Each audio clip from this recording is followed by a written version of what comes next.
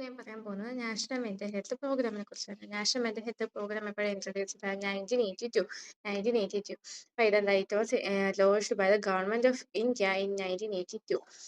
India was the first developing country to have such a program, aimed to address the heavy burden of mental illness and lack of adequate mental health services. അപ്പോൾ ഇതാണ് ആരാണ് introduce ചെയ്തത്? Government of India 1982 introduce ചെയ്തത്.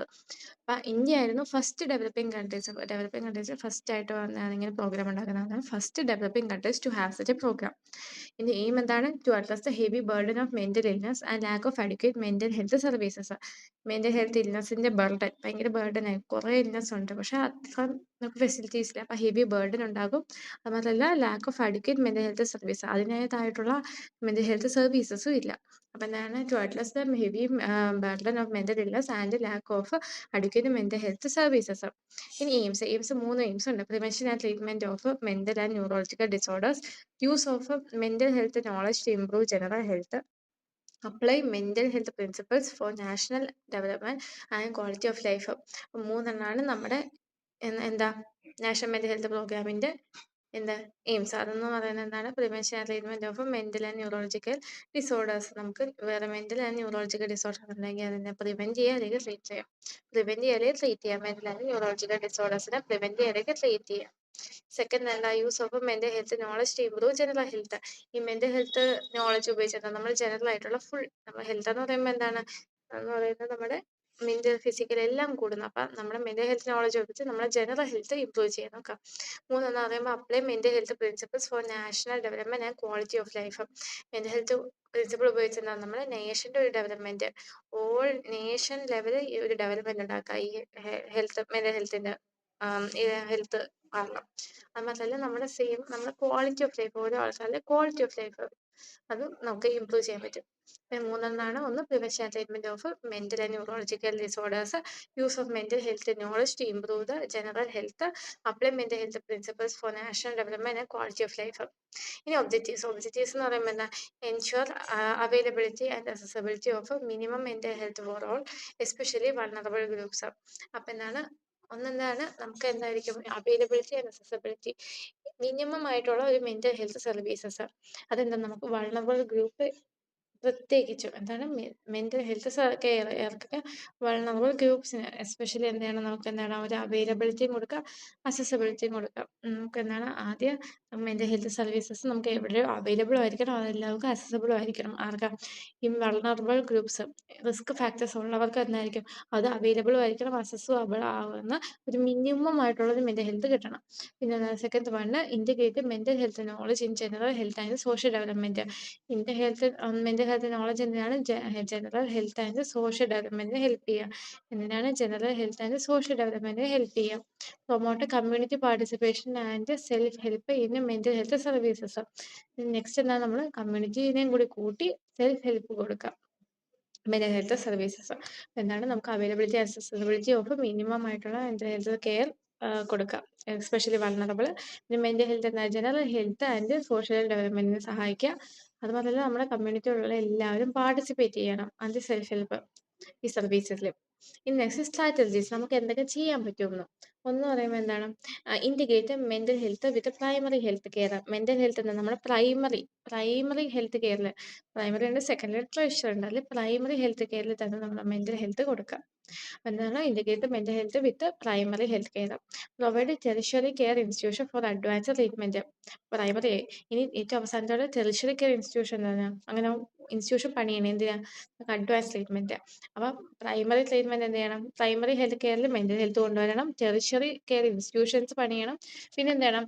Reduce stigma and protect patients rights through central and state mental health authorities.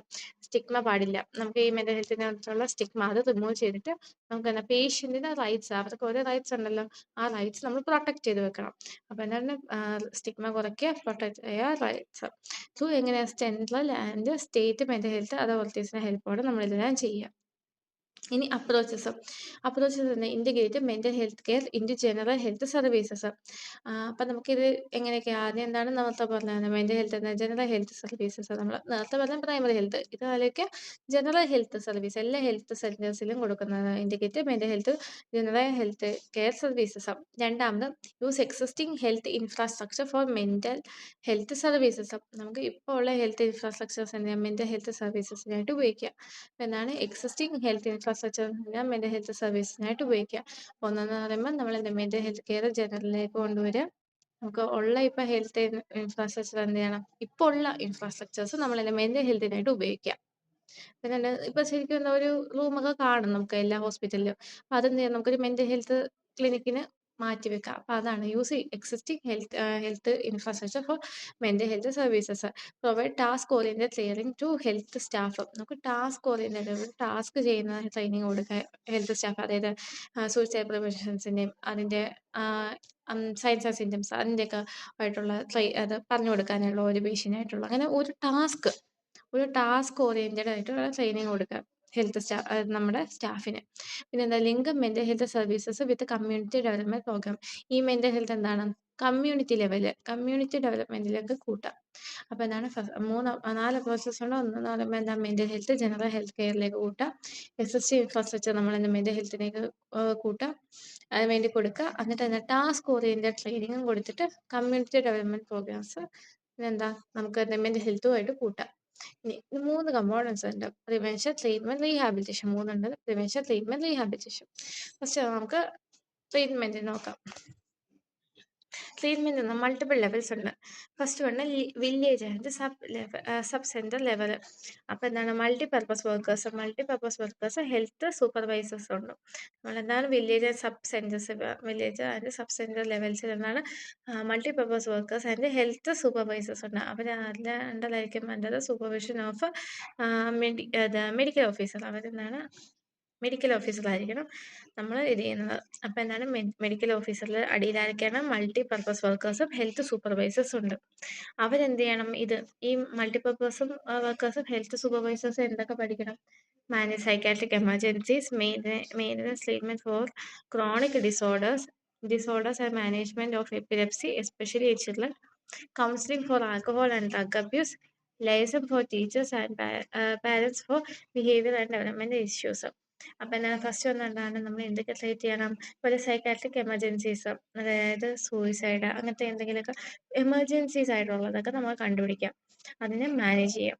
Next പറഞ്ഞത് എന്താണ് നമ്മൾ chronic disorders ആയിട്ടുള്ള treatment ഇതൊക്കെ എന്താണ് നമ്മൾ ട്രീറ്റ്മെൻറ്റ് എങ്ങനെയാണെന്ന് അറിയാം. പിന്നെ എന്താണ് ഡയഗ്നോസ് എപ്പിലെപ്സി. ചിൽഡ്രനിൽ നോക്കിയാൽ എപ്പിലെപ്സി വരുമ്പോഴാണ് അതിനെ ഡയഗ്നോസ് ചെയ്ത് പെട്ടെന്ന് എങ്ങനെ മാനേജ് ചെയ്യാമെന്ന് കണ്ടുപിടിക്കാം. പിന്നെന്താണ് counselling for alcohol and drug abuse. Drug abuse ഉണ്ടെങ്കിൽ നമുക്ക് എന്താണ് അതിനു വേണ്ടി കൗൺസിൽ ചെയ്യാം. പിന്നെന്താ liaison with teachers and parents for behaviour and development issues. നമ്മൾ ടീച്ചേഴ്സിൻ്റെയും പാരൻസിനും ഉൾപ്പെടെ ബിഹേവിയർ ആൻഡ് ഡെവലപ്മെൻറ്റൽ ഇഷ്യൂസ് ഇവരായിരിക്കും കുഞ്ഞുങ്ങളിൽ പെട്ടെന്ന് കാണുന്നത്. അപ്പോൾ അവരെ ഇൻവോൾവ് ചെയ്യാം. Next one village sub centre കഴിഞ്ഞിട്ട് എന്താണ് പ്രൈമറി ഹെൽത്ത് സെൻറ്റേഴ്സ്. എന്താണ് മെഡിക്കൽ ഓഫീസർ എന്ത് ചെയ്യണം? നമ്മുടെ ഹെൽത്ത് സൂപ്പർവൈസേഴ്സിനെ ട്രെയിൻ ചെയ്യുക. എന്തിനാ? നമ്മളെ ഈ മൾട്ടിപർപ്പസ് വർക്കേഴ്സിനെ സൂപ്പർവൈസ് ചെയ്യണം അവർ. ഓക്കെ. എന്നിട്ട് എന്താണ് supervision of multipurpose workers, diagnosis and treatment of സൈക്കോസിസ് and mild psychiatric disorders. സൈക്കോസിസ് and mild psychiatric disorders diagnose ചെയ്യണം, ട്രീറ്റ് ചെയ്യാനും പറ്റണം. Managing psycho social problems, epidemiological surveillance of mental morbidity. എന്താണ് supervision of multipurpose workers, diagnosis and treatment of സൈക്കോസിസ് and mild psychiatric disorders, manage psycho social problems, epidemiological surveillance of mental morbidity. എത്ര അസുഖം ഉണ്ടെന്ന് കണ്ടുപിടിക്കാം. Next one district hospital level എന്താണ്? 1 psychiatrist to every district hospital. ഒരു district ഹോസ്പിറ്റലിൽ ഒരു psychiatrist കാണണം. 30 to 50 psychiatric beds വേണം. പിന്നെ അത് മാത്രമല്ല ഇവരെന്ത് ചെയ്യണം? ബാക്കിയുള്ളവരെ അവിടെയുള്ള വർക്കേഴ്സിനെ എന്ത് ചെയ്യണം? ട്രെയിൻ ആൻഡ് സൂപ്പർവിഷനും കൂടി ചെയ്യണം. ക്ലിനിക്കൽ കെയർ ഉണ്ട്, അത് കൂടാതെ നമ്മൾ എന്ത് ചെയ്യണം? മെയിനായിട്ട് ട്രെയിനിങ് ആൻഡ് സൂപ്പർവിഷൻ ആയിരിക്കണം ബാക്കിയുള്ള മെമ്പേഴ്സിന്. നാലാമതായിട്ട് mental hospital and teaching units. നമ്മൾ മെന്റൽ ഹോസ്പിറ്റൽ വലിയ മെയിനായിട്ടുള്ള മെന്റൽ ഹോസ്പിറ്റലാണ് ടീച്ചിങ് യൂണിറ്റ്സ്. അവിടെ എന്താണ് ഇച്ചിരി ഡിഫിക്കൽട്ടായിട്ടുള്ള കേസായിരിക്കും. അവിടെ സ്പെഷ്യലൈസ്ഡ് തെറാപ്പീസ്, അതായത് ഒക്യുപ്പേഷണൽ, ബിഹേവിയറൽ കൗൺസിലിംഗ്, അങ്ങനത്തെ കുറേ തെറാപ്പീസ് ഉണ്ട്. അത് മാത്രമല്ല അവരെന്താണ് ട്രെയിനിങ് ആൻഡ് ടീച്ച് സെൻറ്റേഴ്സ്, അവരെ ബാക്കിയുള്ളവരെ ട്രെയിൻ ചെയ്യാൻ ടീച്ച് ചെയ്യുന്ന സ്ഥലമായിരിക്കണം. നെക്സ്റ്റ് വേണം നമ്മളത് നമ്മളെ 3 കമ്പോണൻസ് പഠിച്ചു. ഒന്നെന്താണ് ട്രീറ്റ്മെൻറ്റ്, സെക്കൻഡായിട്ട് റീഹാബിലിറ്റേഷൻ പിന്നെ പ്രിവെൻഷൻ. റീഹാബിലിറ്റേഷൻ എന്താണ്, നമുക്ക് വന്നു അതിനും നമ്മളെന്താണ് നോക്കുന്നതാണ്, അതായത് treatment of epileptic and psychotic patients at community level. Epileptic and psychotic പേഷ്യൻസിനായത് അവരെന്ത് ചെയ്യണം, ട്രീറ്റ് ചെയ്യുക. പിന്നെ എന്താണ് rehabilitation centres at district and higher referral centres. ഓരോ ഡിസ്ട്രിക്റ്റിലും എന്താണ് റീഹാബിലിറ്റേഷൻ സെൻറ്റേഴ്സ് വെക്കാം. പിന്നെ അല്ലെങ്കിൽ എന്താ ഒരു ഹയർ റെഫറൽ സെൻറ്റേഴ്സും വെക്കാം. അപ്പോൾ എന്താണ് എപ്പിലെപ്റ്റിക് ആൻഡ് സൈക്കോട്ടിക് പേഷ്യൻസിനെ കമ്മ്യൂണിറ്റി ലെവലിൽ ട്രീറ്റ് ചെയ്യുക, അവർക്ക് എന്താ റീഹാബിലിറ്റേഷൻ സെൻറ്റേഴ്സ് വെക്കാം. ഇനി പ്രിവെൻഷൻ എന്ന് പറയുമ്പോൾ നമുക്ക് എന്താണ് ആൽക്കഹോൾ റിലേറ്റഡ് പ്രോബ്ലംസ് ആയിരുന്നു ആദ്യം തുടങ്ങിയത്. പിന്നെ addiction, juvenile delinquency and suicide prevention. അപ്പോൾ ഇത്രയും പറഞ്ഞാണ് നമ്മുടെ എന്തായിരുന്നു നാഷണൽ മെൻ്റൽ ഹെൽത്ത് പ്രോഗ്രാം. ഇനി നമുക്ക് എന്താ ഇതിൻ്റെ കൂടെ നമ്മൾ എന്താണ് ഒരെണ്ണം കൂടി എഴുതണം, അതായത് district mental health programme. District mental health programme എന്താണ്, it was launched under national mental health programme during the 9th 5-year plan. ഇവിടെ 1996-ലാണ്. അപ്പോൾ എന്താണ് launched under national mental health programme and the 9th 5-year plan എന്താണ് 1996. Based on Bellary മോഡലായിരിക്കും, based on Bellary model. Aim എന്ന് പറയുമ്പോൾ extend mental health services to the community through existing health care systems. നമ്മളെ ഇപ്പോൾ ഉള്ള ഹെൽത്ത് കെയർ എന്താണ് ബാക്കിയുള്ള കമ്മ്യൂണിറ്റിയിലേക്ക് കൊടുക്കുക. ഇപ്പോൾ ഉള്ള മെൻ്റൽ ഹെൽത്ത് സർവീസസ് എന്തെങ്കിലും കമ്മ്യൂണിറ്റിയിലേക്ക് കൊടുക്കുക. അപ്പോൾ അതാണ് ചെയ്യുന്നത്. അപ്പോൾ എന്താണ് district mental health programme national ആയിട്ടുള്ള ഇപ്പോൾ ഡിസ്ട്രിക്റ്റിലേക്ക് പോകുക, അതായത് നമ്മൾ കമ്മ്യൂണിറ്റി ലെവലിലേക്ക് പോകാനാണ് ശ്രദ്ധിക്കുന്നത്. ഒബ്ജക്റ്റീവ് എന്തായിരിക്കും, provide basic sustainable mental health services and integrate dum with other health services.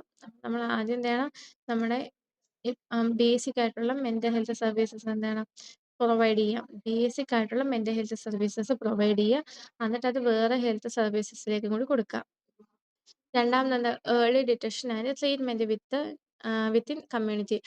പിന്നെ ഏർലി ഡിറ്റക്ഷൻ, നമ്മൾ പെട്ടെന്ന് ഡിറ്റക്ട് ചെയ്യുക, അവരെ ട്രീറ്റ് ചെയ്യാനും പറ്റണം. Basic sustainable mental health services കൊടുക്കുക, പിന്നെ ഏർലി ഡിറ്റക്ഷൻ ആൻഡ് ട്രീറ്റ്മെൻറ്റ് കൊടുക്കുക. അത് കഴിഞ്ഞിട്ട് എന്താ reduce the need for patients to travel long distance. അവർക്ക് ലോങ് ഡിസ്റ്റൻസ് ട്രാവൽ ചെയ്യേണ്ട ആവശ്യം വരണ്ട.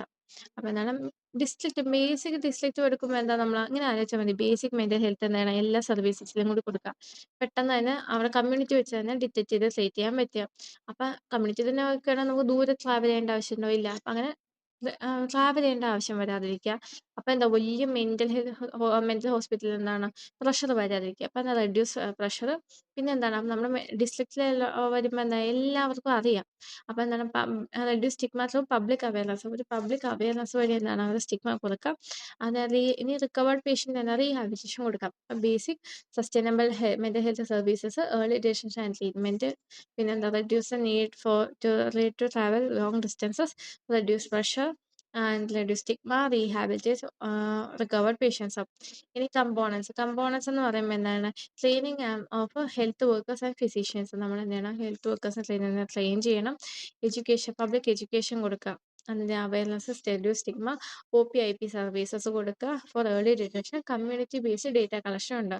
അപ്പോൾ എന്താണ് നമ്മൾ ആദ്യമുള്ള വർക്കേഴ്സിനെ നല്ല ട്രെയിൻ ചെയ്യുക, ബാക്കിയുള്ളവർക്ക് ഹെൽത്ത് എഡ്യൂക്കേഷൻ കൊടുക്കുക, പിന്നെ അവർക്ക് എന്താണ് ഇൻപേഷ്യൻ്റ് ഔട്ട് പേഷ്യൻ്റ് സർവീസസ് കൊടുക്കുക, കമ്മ്യൂണിറ്റി ബേസ്ഡ് ഒരു ഡേറ്റ കളക്ഷൻ ഉണ്ടാക്കുക, ഇതിൻ്റെ റിസർച്ചിനും പ്ലാനിങ്ങിനൊക്കെ ആയിട്ട്. ഇനി നമ്മൾ ഡിസ്ട്രിക്ട് മെൻ്റൽ ഹെൽത്ത് പ്രോഗ്രാമിൽ ടീമിൽ ആരൊക്കെയുണ്ട്, psychiatrist, clinical psychology, psychiatrist, social worker, psychiatric or community nurse, programme manager, programme or case registry assistant, record keeper. ഇത്രയും വരുന്നത്.